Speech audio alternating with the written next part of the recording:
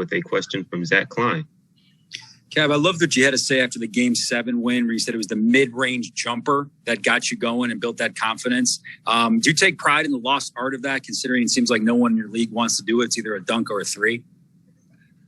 I don't really get, to be honest, I don't get the lost part of the mid-range game.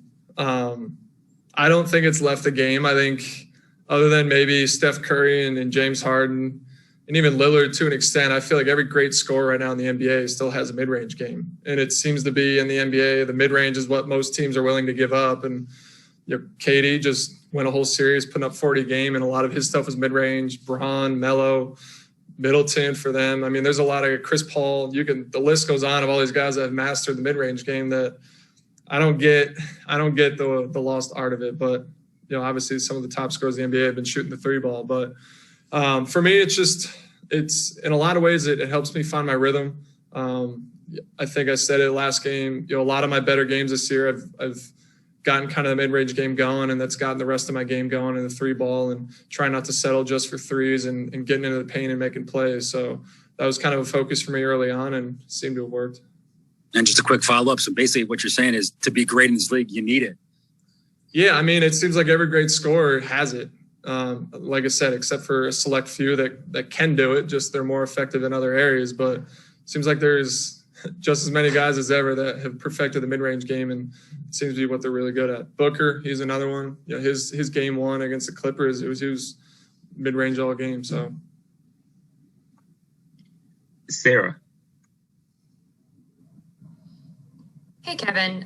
When you look at Giannis's game and just how these two teams match up, what are the biggest challenges that he presents, and what do you guys kind of have to be on the lookout for going up against this team? Yeah, I mean, we got to protect the paint. That's going to be a big emphasis. Giannis, he gets downhill. He always finds an angle. His Euro step is great. He kind of gets by you, and he's at the rim. Seems to be a guy that every game he gets a lot of easy baskets. So we got to protect the paint. He gets everybody else going, and they have a lot of really good players around him. So a team that presents a lot of new challenges, but obviously a challenge we're going to be up for. Maria Martin. Kevin, obviously a lot of people have doubted you guys throughout the whole postseason. They're continuing to do so as we go into this series. Do you personally prefer that? Do you like to be the underdog? Does that rile you up at all? I mean, in the first two series, it's felt like we played without pressure on us. So in that sense, yes, it's a lot easier to play, and it is what it is. People are going to doubt you. It's an easy thing to say that, you take the haters and it motivates you. I don't think that's really our motivation. We're just going to keep playing our game, and people can continue to choose to move on. And as long as we've said it before, our confidence in the locker room is most important, and there's a lot of belief in there. Justin Felder. Kevin, does John really call you Kayvon? Yeah, there's been a lot of people calling him. It's like my alter ego. It's like some days where they come in and they think I'm playing well, they call me Kayvon, and other games where I probably don't play as well, they're like, yeah, you were Kevin today. So it's Kayvon is the compliment. Well, what's just been the last, 48, 72 hours? I mean, it's a different guy every night. It's the NBA. We know you can score, but to have that kind of performance in a Game 7, just what's it been like? And I mean, if you poke your head on social media, did you have a favorite thing?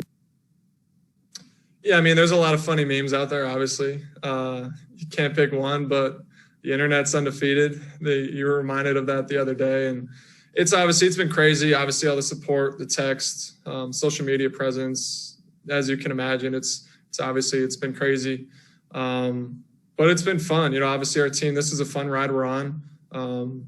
And we want to keep it going, and that was nice. I think yesterday was the last day we were officially not celebrating, but feeling good about it. And today was wake up and business as usual, getting your treatment, having our meeting and going to practice. And we flipped the script and we're ready again for the next series. Dan Wolkin. Yeah, Kevin, there's been a lot of talk throughout the playoffs about Trey, whether he could translate what he's done in the regular season to playoff basketball. Does it surprise you that anyone would be surprised that he's capable of this? Yeah, I mean, I think people are surprised until they see it. So for us, it's not surprising. It's, the first 2 years he's been just as unguardable as he's been for the first 2 series, really all year. And every team has had to game plan against him. Every team since he stepped in the NBA has gone in and played the Atlanta Hawks trying to stop Trae Young, and nobody seemed to have figured it out yet. So he's a fearless player. We kind of follow that. He's one of the most confident players in the league.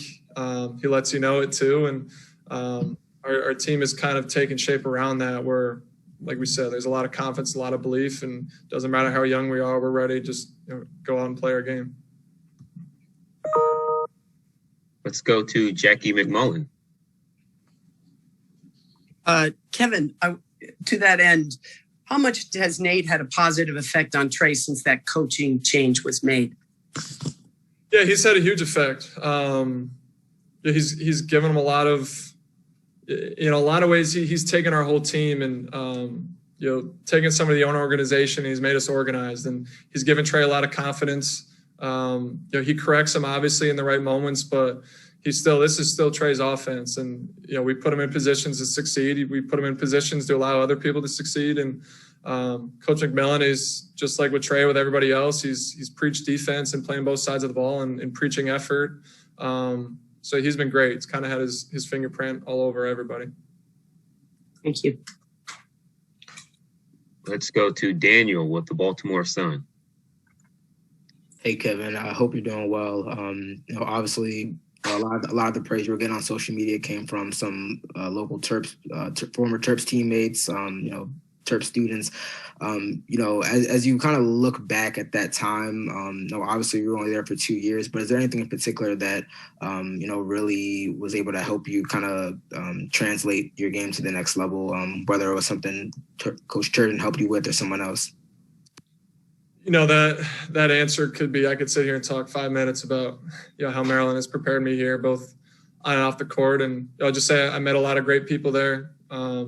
Worked really hard there. Coach Turgeon, one of my first meetings with him, he brought me in, and he talked about Jake Layman and Des Wells and Mello and all these people made a jump, and told me about their workout routine and how hard they worked. And he just said, you can't cheat it. You got to work hard. You got to find your times to get your extra work in. And it's kind of seemed to what we did over the next 2 years. And like I said, I can go on, but would never change my experience there. Paulo. Kevin, you and Trae obviously came in this same season into the league, so you've kind of gone through every single beat that the franchise has had together. What have you seen in terms of growth from him, and as far as what he's added every year, or how he's gone through different stages that you guys have gone through as a team and as a duo together? A lot of growth. A lot of it, I think, comes to knowing how to manage a game, being better in the fourth quarters, and being demanding in a lot of ways, putting guys in spots that he wants them to be. He's always been aggressive at the end of games, but I think truly how to master how to finish games and how to manage the end of games and all the little nuances he does. Even just going to, I don't know if you guys caught it I think it was game 1 or 2, and when he lets the ball roll up the court and it took however many seconds, 16, 17 seconds off the shot clock, and Joel had his big reaction. But that's just something you learn from being in the NBA. Just being a game manager, probably in some ways shot selection, but he's always been a scorer. So in a lot of ways, his shot selection and everything and getting guys involved and getting teammates involved has always been a big part of his game, and just got a little bit smarter with it. And obviously we're winning at a high enough level. It's been working. 3 more. We'll start with Christos. Hey, Kevin. You mentioned the memes about the playoffs, and there's a video that became viral. It is your smile to the free throws in the playoffs against the Sixers in Game 7. Can you take us through into that moment? I think I missed that free throw, and I was pissed at myself, and it was kind of a laugh, like I really just missed that. So it's kind of funny that meme because it looks like a positive meme, but it was actually after a missed free throw. So don't know if people caught that. So we'll leave it at that. I don't want to remember that one. Sarah. Hey, Kevin. Do you feel like this team maybe has even another level it can reach, considering you guys were able to do what you did against Philly without necessarily shooting that well from three, apart from that game one? Yeah, that's an easy thing to always say. If we shoot better, we'll be better. Our team, I think, is capable of definitely shooting the ball better. 23s in that game one. But you can't always rely on that. You can't be a team that relies on just making a whole bunch of threes to win you games, and we haven't. We keep finding a way. Different guys keep stepping up. Different guys get hot at the right moments. We're playing defense. We're locking into teams and their game plans. So if we shoot well, that'll be kind of the icing on the cake. And if we get to a point where we're making 23s in a game, I think we're going to be pretty tough to stop. But until we do that, we got to keep doing all the little things that have gotten us here. Final question from Maria Martin. Okay, so non-basketball related. I think it was last week you told us that you're getting recognized a little bit more now when you go out in public. You're recognized in Philly too. Has anyone called you Red Velvet in public yet? Not too much. Milwaukee's a little bit quieter so far than Philly was. So it's been a whole lot of us at the hotel and things of that nature. So we didn't go back to Atlanta after the game. So we'll see when we get back. Thank you, Kevin. Thanks, guys.